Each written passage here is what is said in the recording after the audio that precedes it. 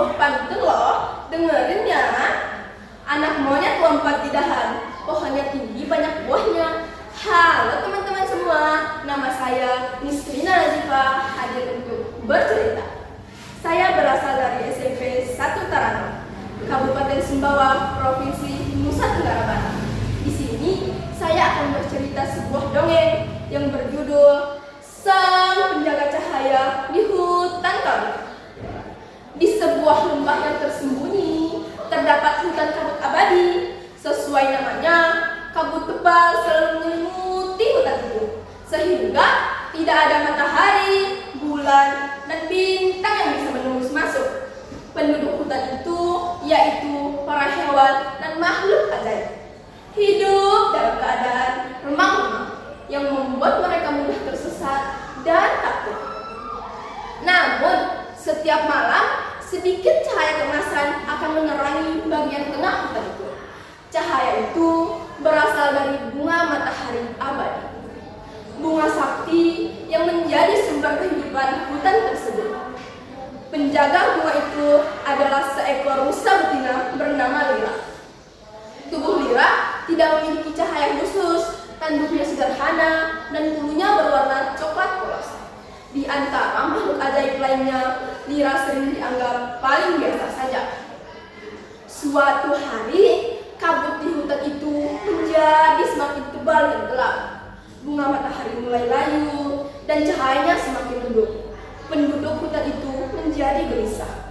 Jika bunga itu mati, maka bunga matahari abadi akan tenggelam dalam kegelapan total selamanya.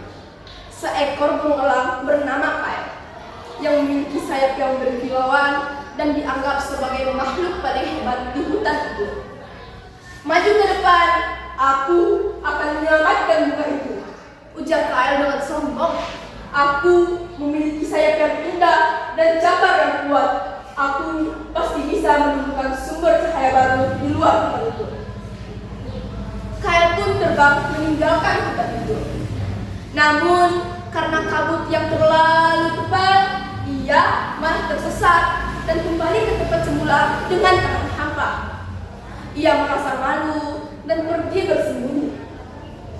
Selanjutnya, datanglah nona kura-kura, makhluk tertua di hutan itu yang memiliki cangkang yang sangat keras.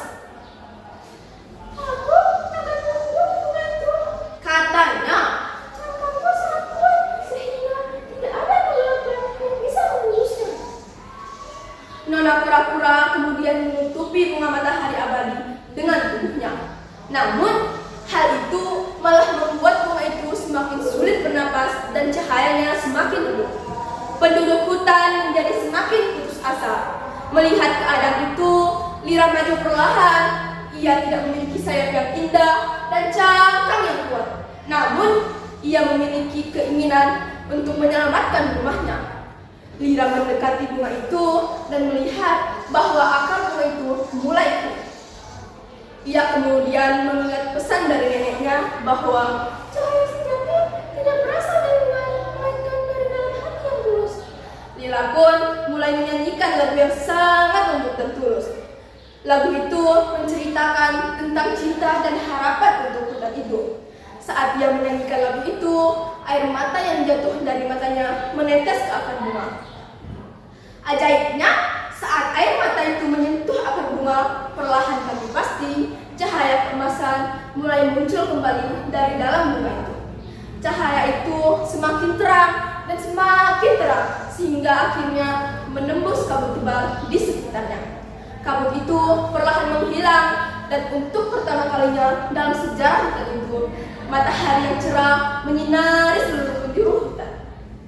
Ternyata air mata Lira yang jatuh karena kepedulian dan cintanya yang tulus itulah yang menjadi sumber kehidupan bagi bunga itu.